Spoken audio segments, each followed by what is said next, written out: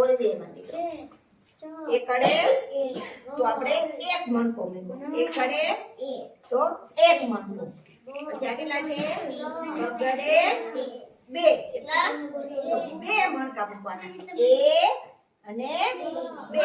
બગડે બે તો કેટલા મણકા? બે. કેટલા? એક બે તો બગડે બે.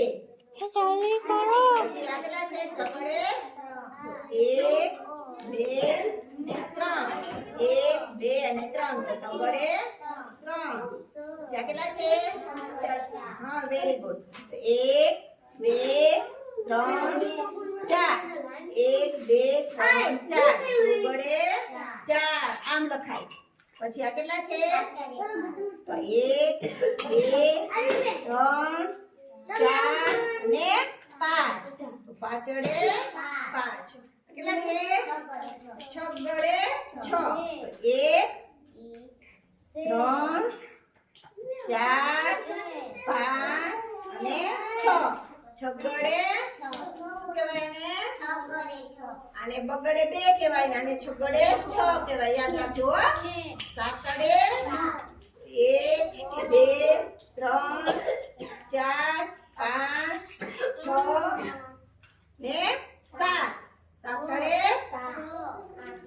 હા, વેરી ગુડ. આઠડે એક બે ત્રણ ચાર પાંચ છ સાત ને આઠ. આઠડે આઠ. નવડે નવ. એક બે ત્રણ